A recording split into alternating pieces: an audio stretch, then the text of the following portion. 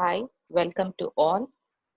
This video content discusses on the fundamentals of cloud computing and it's prepared by Nimala, Department of Information Technology, SRM Institute of Science and Technology. And this video content discusses on the topic of history of cloud and its emergence. That is how cloud computing has emerged from the origin. So, when discussing on the brief history of cloud computing, as humans have emerged from monkeys, even the cloud computing has got its own history. So, on discussing on the origin of cloud computing, Mm, cloud, cloud computing in a cloud, it traces back to the origin of utility computing. So initially, it was a the concept called utility computing was published in 1961 by the scientist John McCarthy. So this utility computing, what he has stated about utility computing is, if computers of the kind I've advocated become the computers of the future, then computing may someday be organized as a public utility, just as the telephone system is a public utility. So, this computer utility could become the basis of a new and important industry. So, cloud computing had its origin by the name called as utility computing, and it was in 1961. In 1969, Lloyd, uh, as a scientist, he has come up with a particular term called as ARPANET. What he has stated is, as of now, computer networks are still in their infancy, but as they grow up and become sophisticated, we will probably see the spread of computer utilities. It is in 1969, he has given a term called as ARPANET. Okay, so when the next in 1990s, a term called as network cloud or cloud was introduced in networking industry. In 1990s, the term of cloud computing was network cloud. In 2000, Amazon in 2000 and 2002, Amazon.com launched the Amazon Web Services platform. It is nothing but a suite of enterprise-oriented service that provide a remotely proficient storage, computing resources, and business functionality.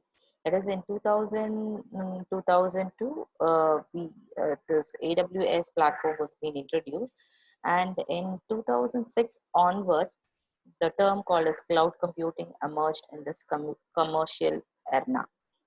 So when you look at cloud computing, initially cloud computing had its name as utility computing. Later on in 1969, it was ARPANET. Later on in 1990s, it was termed as network cloud or cloud generally. And in 2002, it was called as AWS platform. And in 2006, it has been termed as cloud computing by the network industry. So in 2006 onwards, the cloud computing has come up with a lot of products, commercial products. One is the Amazon. It launched its Elastic Compute Cloud. Nowadays it is called as EC2 services. Okay, this EC2 services has enabled organization to lease computing capacity and processing power to run their enterprise applications. Number one, and Google Apps. As we all know, it was been introduced later on in the year 2006. It has provided a browser-based enterprise application in and nowadays and 3 years later, that is in 2006 onwards, we have this Google App Engine, which became another uh, uh, historic milestone, and it has got its own name when compared to other forms of computer utilities. So, understanding about the origin of cloud computing, we need to understand how this cloud computing emerged in the recent past. So when we discuss about the cloud computing emergence, it is nothing but a form of a combination of business drivers and technology innovations. That is, cloud computing is nothing but a technique or a technology that is a combination of business drivers and technology innovators or inventions. So it's a mix of business drivers and technology innovations. So business drivers mainly focus on the capacity planning, number one. Number two, cost reduction and operating overhead. Number three is organizational agility, sorry. And technology innovations required for this cloud computing are grid computing technology, clustering technology, and virtualization technology. So, cloud computing is going to be a combo of business drivers and technology innovations. So, when we just discuss on the business drivers aspect, okay. So, when we discuss on the business drivers, number one is capacity planners. So capacity, what do you mean by capacity planning? It is nothing but an unavoidable responsibility for most IT enterprises that require future demands on IT infrastructure to be planned for and accommodated. And this capacity planning can be very challenging because it can require estimating usage of load fluctuations. So we need to understand the capacity that is required on demand, and accordingly we need to plan. That is what has been mentioned here. And there is a constant need to balance peak usage requirements without unnecessarily overspending on IT infrastructure. So capacity planners are nothing but based on the capacity on demand. We need to plan the usage of the resources in the cloud computing network. Okay, so when we discuss on the capacity planning, there are different strategies that do exist. One is lead strategy, number two is lag strategy, and number three is match strategy. So when we discuss on lead strategy, it is nothing but adding capacity to an IT resource in anticipation of demand.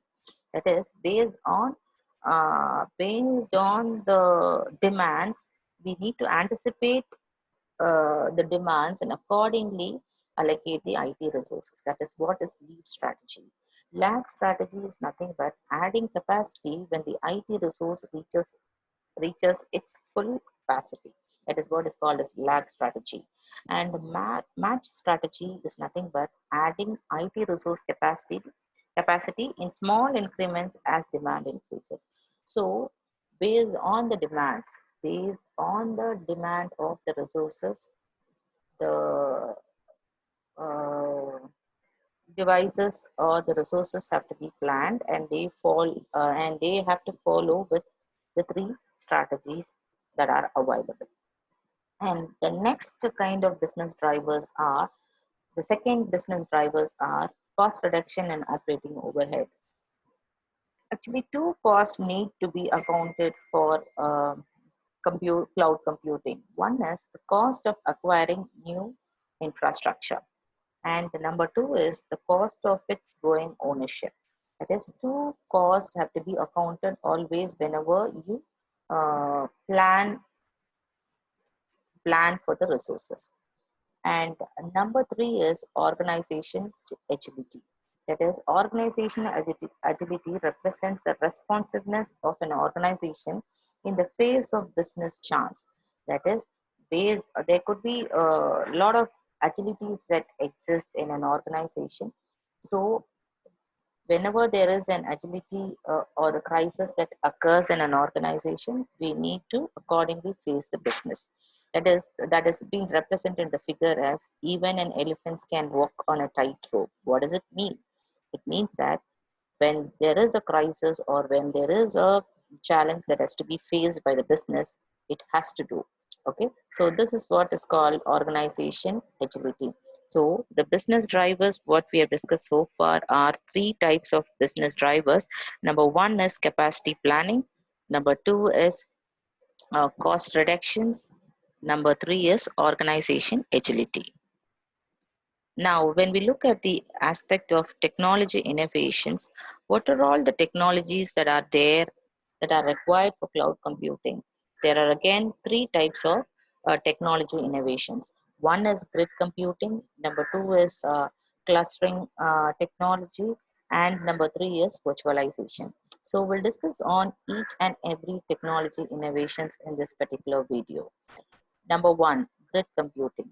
See, grid computing, it emerged in 90s and it introduced the concept of computing as a network utility. That is, a computing grid provides a platform in which the computing resources are organized into one or more logical pools. See, when we look at the diagram here, we have a lot of resources, but all these computing resources are organized in some kind of logical fashions into a pool kind of an architecture. With a grid, you could plug into a pool of shared computing power. The same you would plug an appliance into shared power grid. So this diagram in this particular slide, I think would give an understanding of how a grid computing would work. Okay, and the next type of technology innovations are web and clustering architecture.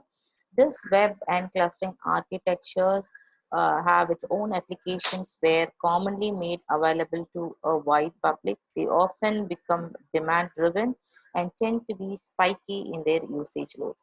That is, when we have a lot of loads in the cloud computing platform, we need to have a dynamic clustering kind of technologies that that faces this kind of spikiness in their usage loads. For that kind of situations or scenarios, we can use this clustering architecture technologies. And the backend technology architecture that involved in this, it supports web-based applications, therefore introduce the need for load balancing, server farms, clustered servers, clustered databases.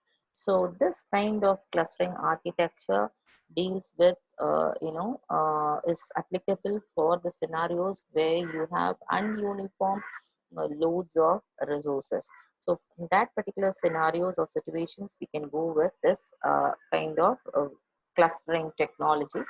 And the main aspect about this kind of architecture is it balances a load, and you have a lot of clustered servers and databases working on with this kind of clustering technology.